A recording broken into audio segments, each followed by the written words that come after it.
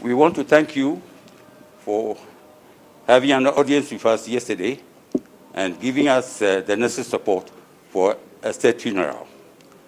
The family has been meeting and making plans towards the funeral, and we will get you posted about all the arrangements we are making.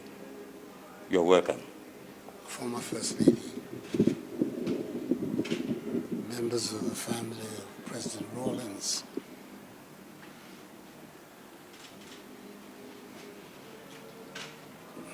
my presence here is for obvious reasons. Like the 30 other million people of Ghana, we were all shocked yesterday to hear that our first president has gone to meet his maker.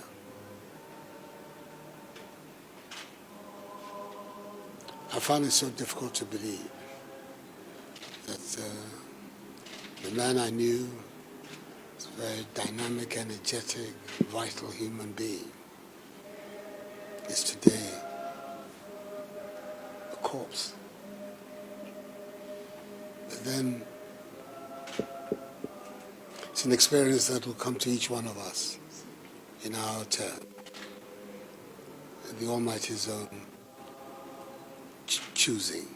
It's not our choosing, it is of His. So when I heard the news, I had the Chief of Staff make contact with you to let you know that who he was, the position that he occupied in our nation, and his contribution to our country, his development and history, his obsequies, his departure, has to be the responsibility of the Ghanaian nation. They are going to be writing volumes and volumes about his contribution to Ghana. Whatever be the case, his passage at the leadership of our nation will not be forgotten. So I let the Chief of Staff indicate to you that I felt it was also appropriate that the formal announcement of his death be that of the responsibility of the President. And it's on that basis that I announced to the country his passage. In the evening, you sent a delegation involving Colonel Abutui, Aguji, your eldest of your children, and the others to come and officially inform me of it. I indicated then again that whatever arrangements are going to be made are going to be the arrangements of the state of Ghana. We have to make sure that this man is given a befitting state burial. His contribution to our country is enormous, many, many, many grounds. And our nation must show its true appreciation of his work and output here in Ghana. So, amongst the Chief of Staff, to liaise with whoever you designate, for us to start to think about how to go forward on his burial. But in the meantime, it's important that we should come here and express to you, to your children, to his family, deep condolences on what has taken place so suddenly. That's the part that is so difficult to assimilate, that it has come out of the blue, that he's left us. You have to know that at this time, you're definitely not alone. And lots and lots of people in Ghana who will share your grief with you. All of us do our best to make sure that you're able to go through this passage as painlessly as possible. It will not be painless. but as painlessly as possible. So I came here this morning just to express to you a personal condolence about what has happened, and once again to reassure you that the Ghanaian government is going to be right with you in making sure that your husband is given a fitting send-off and farewell. So this is the purpose of my visit here.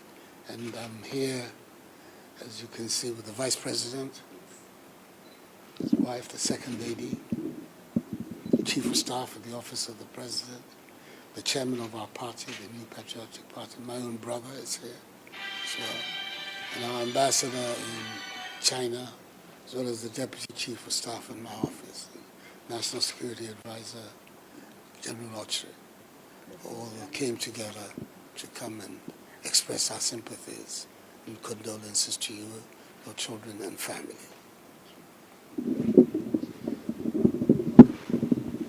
On behalf of Her Excellency Nana Akufo-Addo Rawlings,